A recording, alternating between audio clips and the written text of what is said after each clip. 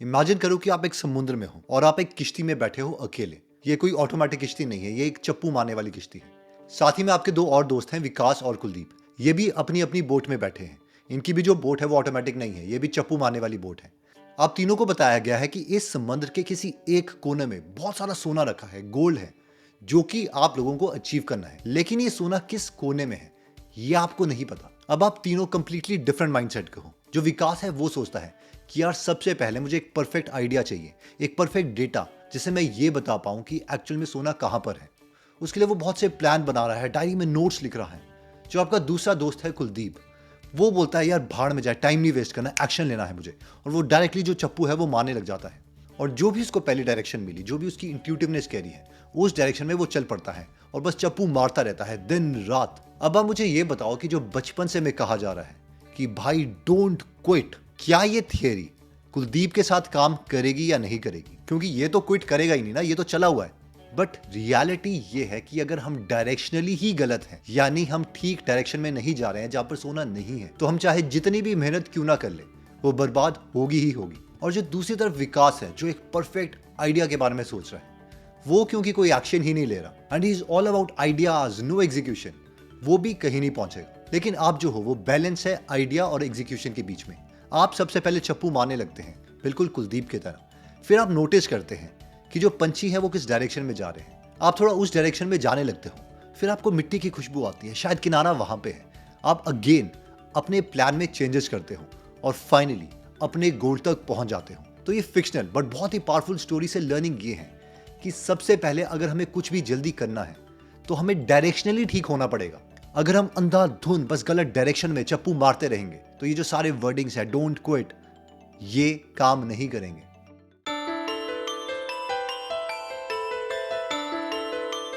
Imagine करो कि आप अपने घर में बैठे हो, आराम से काम कर रहे हो, लेकिन अचानक आपको लगता है कि घर में कहीं से धुआं आ रहा है। जब आप चेक करते हो, दूसरे कमरे में जाते हो, तो वहां पर आपको आग दिखती है। अब इस आग में आप एक स्पेशल पैटर्न नोटिस करते हो। एक जगह बहुत ही बड़ी आग लगी है और दूसरी जगह बहुत ही छोटी आग। आप इस आग को बुझाने के लिए फटाफट बाथरूम की तरफ भागते हो और वहां पर आप नोटिस करते हो कि आपके पास सिर्फ 2 बाल्टी पानी है। आपको याद आता है कि पिछले 7 दिनों से आपके घर में तो पानी आया ही नहीं। अब आपके लिए एक सवाल है, क्या आप पैनिक करके बस ये 2 बाल्टी पानी फेंक दोगे, या फिर कुछ ब्रेन साइकिल्स यूज करोगे कि पानी एग्जैक्टली जाना कहां चाहिए? देखिए, जो एंटरप्रेन्योरशिप है उसमें ये बहुत ही कॉमन स्टेटमेंट है कि जो स्टार्टअप है उसमें हर वक्त हमेशा आग लगती रहती है। आपको आज बस ये डिसाइड करना है कि आपको कौन सी आग बुझानी है। हमारे फिक्शनल सिनेरियो के केस में जो सबसे लॉजिकल चीज थी वो ये थी कि जो 2 बाल्टी पानी है, क्योंकि आपके पास ये लिमिटेड रिसोर्स है, वो आपको जो सबसे बड़ी आग है उसमें ही फेंकना चाहिए। अब इसका मतलब ये नहीं है कि शायद हमारा घर जलने से बच जाए, बट ये सबसे ज्यादा लॉजिकल मूव है। ये लॉजिकल मूव क्यों है, इसके लिए आपको एक कॉन्सेप्ट को समझना पड़ेगा जिसका नाम है कॉन्स्टेंट्स एंड वेरिएबल्स। देखो, लाइफ में कई चीजें कॉन्स्टेंट्स हैं और कई वेरिएबल। कांस्टेंट का मतलब है कि उन चीजों से आप खेल नहीं सकते। जैसे कि इस फिक्शनल सिनेरियो के केस में जो आपके पास कांस्टेंट था वो था आग और दूसरी चीज था पानी, यानी लिमिटेड रिसोर्स। अब इन्हीं दो ट्रू स्टेटमेंट को यूज करके आपको लॉजिकल कंक्लूजन्स निकालने थे, और वो लॉजिकल कंक्लूजन सिर्फ ये था कि आपको वो जो बड़ी वाली आग है वहीं पर पानी फेंकना था। मैं एक रियल लाइफ सिनेरियो पेंट करने की कोशिश करता हूँ। मान लीजिए आप ऑफिस में जाते हैं। ऑफिस में जाते ही बहुत से काम आपके पास आ जाते हैं। ईमेल की नोटिफिकेशंस आपके पास आने लग जाती है। कोई कहता है यार बॉस जल्दी प्रेजेंटेशन मांग रहा है, जल्दी दे। आपके खुद के काम है। अब इस केस में हर तरफ आग लगी है, बट बात यह है कि सबसे पहली आग आप कौन सी बुझाओगे? तो इस केस में सबसे पहले आपको फाइंड करना है कांस्टेंट, और वो कांस्टेंट है समय। आपके पास एक लिमिटेड समय है, जैसे कि स्टोरी के केस में आपके पास लिमिटेड पानी था। अब क्योंकि समय जो है वो लिमिटेड है, तो आपको हर चीज की, हर टास्क की एक लिस्ट बना लेनी है और उसमें लिखना है A, B, C प्रायोरिटी के अकॉर्डिंग। और जो आपका सबसे इंपॉर्टेंट टास्क है जिसको अभी होना है, आप सबसे पहले उसे कंप्लीट करोगे एक टाइम बॉक्स बनाकर। यानी उस वक्त आप कुछ और नहीं सोचोगे, क्योंकि इसके अलावा आप कुछ नहीं कर सकते। अगर हम पैनिक करते हैं तो इसका मतलब हम छोटी आग बुझा रहे हैं। और जो अपने लिमिटेड रिसोर्सेज हैं, जैसे कि इस केस में जो कांस्टेंट है वो है आपके पास टाइम, उसका आप गलत तरीके से इस्तेमाल कर रहे हो।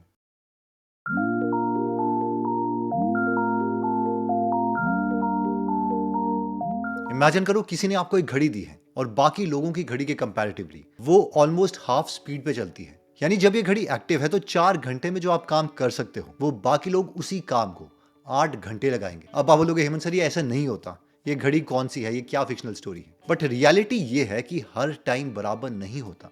फॉर एग्जाम्पल मेरे केस में लंच से पहले जो मेरी प्रोडक्टिविटी होती है वो डबल होती है एज कम्पेयर टू लंच के बाद। अब मैं ये नहीं कह रहा कि सुबह 4 बजे उठो, ऑल्दो उसके भी फायदे हैं, बट हर एक इंसान के लिए, और वो ये समझता भी है कि जो उसका टाइम है वो टाइम बराबर नहीं है। और इस सब्जेक्ट को बहुत अच्छे ढंग से स्टडी भी किया गया है। इसे कहते हैं मेकर्स टाइम और मैनेजर्स टाइम। मेकर टाइम यानी ऐसे काम जिसके लिए आपको ज्यादा ब्रेन साइकिल चाहिए, उसके लिए आपको एक कंटिन्यूअस ब्लॉक चाहिए समय का, और ऐसा समय चाहिए जहां पर जो आपकी एनर्जी है वो मैक्सिमम हो। और वो जनरली मैक्सिमम लोगों के लिए तब होता है जब वो सो के उठे होते हैं। यानी सोने के कितने जल्दी हम 3 से 4 घंटे निकाल सकते हैं अपना मेन काम करने के लिए। तो जैसे कि फर्स्ट स्टेप में हमने देखा था कि सबसे पहले हमें डायरेक्शनली ठीक होना है, यानी करना क्या है वो पता होना चाहिए। सेकेंड, कौन सी वाली आग बुझानी है। और थर्ड, अब हम देख रहे हैं कि कौन सा वाला टाइम यूज करना है उस मेन काम को करने के लिए। ऐसा ना हो कि मेन काम जब आपको करना है तब तक तो आप थक चुके हो और वो आप लो एनर्जी से अपने मेन टास्क को कर रहे हो, और आपका जो मेन प्राइम टाइम था जब आपके पास ये क्लॉक एक्टिव थी, वो सारा टाइम आपने इंस्टाग्राम और बाकी शॉर्ट्स को दे दिया।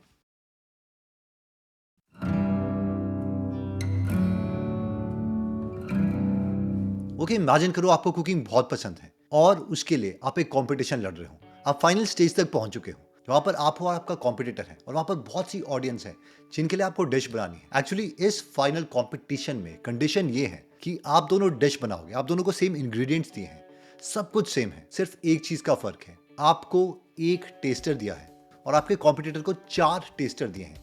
इसका मतलब यह है कि क्योंकि आपने एक ऐसी डिश बनानी है जो कि मैक्सिमम लोगों को पसंद आए, लेकिन जब आप अपनी डिश बना रहे होंगे तो उस दौरान सिर्फ एक ऐसा इंसान होगा जिसको आप अपनी डिश टेस्ट करवा सकते हो, और उससे फीडबैक लेके आप सिर्फ एक ही बार अपनी डिश के इंग्रेडिएंट्स को थोड़ा ट्विक कर सकते हो। लेकिन आपके कॉम्पिटिटर के पास ऐसे 4 टेस्टर हैं, यानी वो अपनी डिश बनाएगा, उन्हें टेस्ट करवाएगा, उनसे पूछेगा डिश कैसी है, फिर उसमें दोबारा से ट्वीक करेगा, फिर दूसरे टेस्टर को देगा, फिर दोबारा ट्वीक करेगा, फिर तीसरे टेस्टर को देगा, फिर दोबारा ट्वीक करेगा, फिर चौथे टेस्टर को देगा, और फाइनली जब आप दोनों की डिश प्रिपेयर हो जाएगी तो वो आप लोगों को सर्व करोगे और उसके बाद वोटिंग होगी। तो आपको क्या लगता है कि इस कंपटीशन में कौन जीतेगा?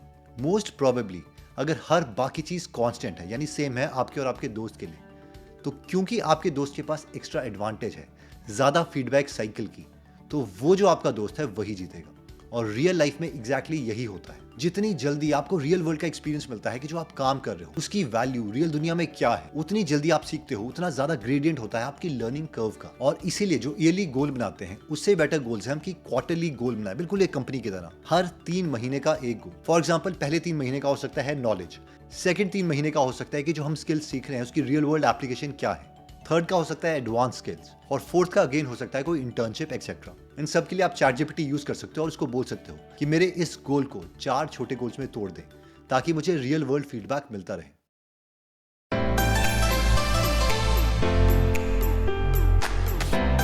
ओके, तो अब जो मोस्ट इंपॉर्टेंट चीज आती है कि हमारी हैप्पीनेस का क्या, सब कुछ गोल गोल गोल, जल्दी करो क्या यही चला रहेगा? तो हमें इसके लिए जो हैप्पीनेस क्वाड्रेंट है उसको समझना पड़ेगा। ये दिया गया है इनसाइड आउट बुक में। इस हैप्पीनेस मैट्रिक्स में y एक्सिस पर है स्ट्रेस, पॉजिटिव नेगेटिव, और x एक्सिस पर है बिलीफ, पॉजिटिव एंड नेगेटिव। अगर आपका बिलीफ पॉजिटिव है, यानी फ्यूचर के लिए आप पॉजिटिव हो कि मेरे साथ अच्छा होगा, तो चाहे स्ट्रेस ज्यादा हो चाहे कम हो, आप हमेशा हैप्पी रहोगे। तो जो स्ट्रेस है वो बिलीफ पर डिपेंड करता है। एक्चुअल स्ट्रेस हमें दुखी नहीं करता है, लेकिन अगर बिलीफ नेगेटिव है तो जो हाई स्ट्रेस है वो ट्रॉमा बन जाता है और हम पागल हो जाते हैं कि यार मेरे साथ चल क्या रहा है। उस वक्त पर हमें स्ट्रेस कम करना ही पड़ेगा। लेकिन अगर स्ट्रेस कम है और बिलीफ भी नहीं है तो ये न्यूट्रल पोजीशन है। ना इस टाइम हम बहुत हैप्पी हैं ना बहुत दुखी हैं, मत ठीक है कि लाइफ चल रही है, एक फुलफिलमेंट नहीं है लाइफ में। तो एक बार जो सारे के सारे कॉन्सेप्ट्स हैं मैं आपके लिए समराइज कर देता हूँ। देखो, कोई भी चीज को जल्दी करने के लिए हमें वापस बेसिक्स में आना पड़ेगा। अभी जो पॉइंट्स हमें पूरी वीडियो में डिस्कस करें, आप इन पॉइंट्स के नजरिए में जो भी आपको सक्सेसफुल आदमी लगता है उसको आप देखिएगा और फिर नोटिस कीजिएगा कि क्या ये पॉइंट्स एक्चुअल में काम करते हैं कि नहीं। सबसे पहला पॉइंट था कि ही इज डायरेक्शनली राइट, जिसमें हमने बोर्ड की स्टोरी देखी थी कि उसको एग्जैक्टली पता है कि गोल्ड है कहां पर और उसके बाद वो काम कर रहा है। सेकंड पॉइंट में हमने देखा था कि हर आग बराबर नहीं है। वो जो अपनी एनर्जी है, लिमिटेड एनर्जी, वो उस रिसोर्स में डाल रहा है जहां पर उसको सबसे ज्यादा रिवॉर्ड मिले। बिजनेस में ये बहुत ही क्लियर होता है कि जो भी आपकी लिस्ट है, जो भी आप फीचर्स हैं जो आप बनाना चाहते हो, उसको डिक्रीजिंग ऑर्डर ऑफ रेवेन्यू में लिख दो। तो उसमें जो सबसे इंपॉर्टेंट टास्क है वो सबसे ऊपर वाला है और उसे ही पहले कंप्लीट करो। थर्ड, हमने देखा था कि हर टाइम बराबर नहीं है। एक टाइम ऐसा होता है जिस वक्त आपकी जो क्लॉक है वो स्लो चल रही है। उस वक्त पर जो आप काम करते हो उतना ही काम करने के लिए बाकी लोगों को वो जो समय है, वो टाइम है, वो ज्यादा लगता है। फोर्थ पॉइंट हमने देखा था कि जितनी छोटी फीडबैक साइकिल है उतना जल्दी आप सीखोगे। तो ईयरली गोल से बेटर है कि हम क्वार्टरली गोल्स बना लें, एग्जैक्टली कंपनी की तरह, और फिर उस गोल को 3 महीने तक चेस करें, 90 डेज तक। और फाइनली फिफ्थ, हमने अपने ह्यूमन इमोशंस को समझने की कोशिश करी थी कि अगर पॉजिटिव बिलीफ है, अगर आप अपने फ्यूचर को लेके ऑप्टिमिस्टिक हो, तो हाई स्ट्रेस हो, नेगेटिव स्ट्रेस हो, जो हैप्पीनेस है वो हमेशा बरकरार रहेगी। और इसलिए जो सपने देखना है उसको पॉजिटिवली फ्रेम करना, मैनिफेस्ट करना, दैट बिकम्स इंपॉर्टेंट। ऑब्वियसली इसके लिए एक्शन लेना पड़ेगा। अब ये नहीं है कि आप पॉजिटिव सपने देखो और आराम से बैठ के बर्गर खाओ।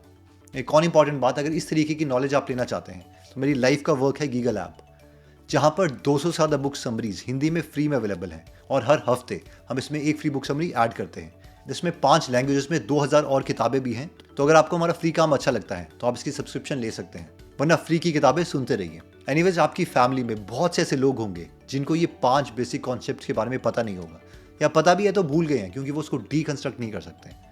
तो उनके साथ आप ये वीडियो शेयर कर सकते हैं। मिलते हैं हम दोबारा नेक्स्ट वीडियो में। जय हिंद।